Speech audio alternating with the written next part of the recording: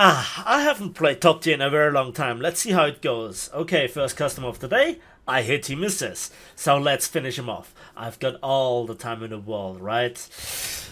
How I miss top tier.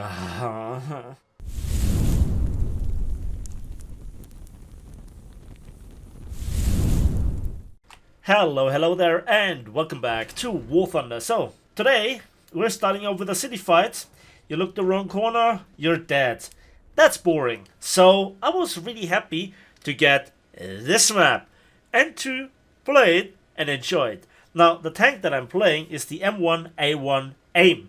That is the rank 7 squadron activity reward tank. It's not a premium. I always have to add this. So when you unlock it, either via the squadron activity points or golden eagles, it will be stock. But some people might still consider it being worth it bypassing the grind to get to play with the big boys. And there is a fair point with it, and it might be just that talisman candidate. Let's see what I think about this after a couple of matches. So it's very similar to the M1A1 HC. It's heavier by 800 kilograms due to the fact that this has apparently, as I was told, tungsten shells and tungsten armor. So that means we have here a weight of 62 tons, and with 1519 horsepower fully upgraded, that's a horsepower to ton ratio of 24.5. The M1A1 HC, the tech tree version at the same battle rating, is, as I said, 800 kilograms lighter and has the same engine, giving it a horsepower to ton ratio of 24.8. Not the world's greatest difference. Top speed with 68 and reverse speed with 38 kilometers per hour respectively are, equal. I somewhat have the feeling that it might be a bit slower, but that it might just be my imagination. So, the next thing is the shells. The top AP FSDS shell on the M1A1 HC, the tech tree version, has 598 millimeters of penetration at flat angles, and at 60 degrees angles we have 346 millimeters of penetration, muzzle velocity 1569 meters per second. Here on the M1A1 AIM we have the KEW with 583 millimeters of penetration, so that's 15 millimeters less at flat angles, and 337 millimeters at a 60 degree angles of impact. Now that's interesting because the shell actually travels a little bit faster with 1589 meters per second. But I think not just the scope and the magnification as well as the laser rangefinder are nice, but it's also a very good thermal imaging. It might be, the higher ends of Gen 2 or actually Gen 3, I'm not quite sure, but it's really nice. As you can see, I might upload this video in 4K, and I play in 4K, so that is as good as it gets, and it's relaxing to watch War Thunder's maps through that kind of thermal imaging instead of the really grisly one where you can play at ultra low quality to begin with. Anyway, so I actually like it. But there are two more factors that have to be mentioned for people that don't play Abrams tanks with a 120mm so far. Because this tank has two heat FS rounds. The first one, the stock, is the M800 with 1140 meters per second and 480 millimeters of penetration. So far, so good. But it also has the M800A1 with 1410 meters per second, so that's significantly more, and only 350 millimeters of penetration, but it has a proximity fuse. So in theory, you can laser range find a helicopter at distance and shoot a few rounds in his vicinity, and maybe you'll splash him or do enough damage to force him to retreat. And that is obviously really great to prevent KA-50s to just sit there at very long distance. And when it works, it might be fantastic. Sadly, so far, I have not come across a successful case of that. At the end of the video, I'll actually try it.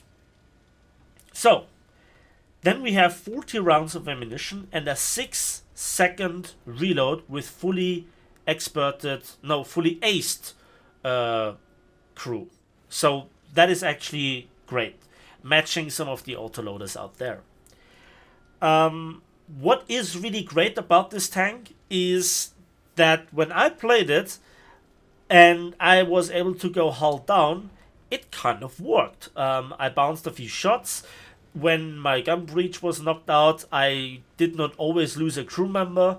So this might be, at long distances, a tanky tank. And again, I have to stress this out. This is why I absolutely love long-range weapons and long-range maps. And why I despise city fights where more than once, wrong sound readings or just a little bit of a lag at the very wrong moment just cost me the tank. And that's annoying. Now, one more thing that has to be considered here, this tank has a civil line repair cost, fully upgraded, of just over 8,000 civil lines, and that is a bit more expensive than the M1A1 HC. And to be honest, if you look at the XM1 as a premium, it has 4,500 civil line repair costs. So not the world's greatest difference.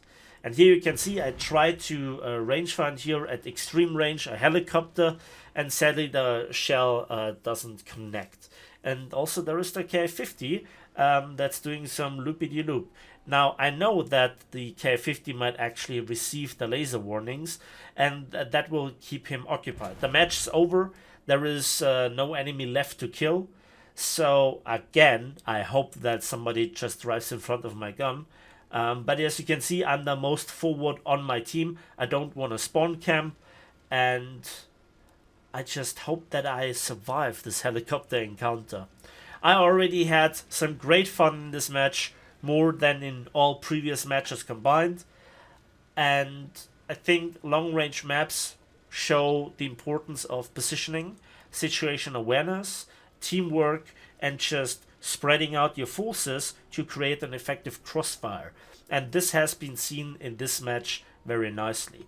Now granted, the enemy team might not have the easiest start with their tanks that have a lack of gun depression, whereas we have really great hull down capabilities with fast reverse speed and also quite the gun depression. I think it's 10 degrees if I'm not mistaken. Yes, it is, and 20 degrees of gun elevation. Just to complete here the statistics, we have a 40 degrees per second turret rotation speed and 24 degrees per second gun elevation speed, which is also quite nice. So this is maybe not the very fastest tank in terms of acceleration and top speed, but it certainly has all the other characteristics and handling characteristics that make it just nice to drive. Oh, come on. Yeah, he's doing a lot of evasive actions. He knows he's targeted. But that prevents him from just sitting there and guiding the missiles in. That would be boring, right? So, I actually don't like top tier all that much. It's the quality of the gameplay that lacks the spirit for me personally.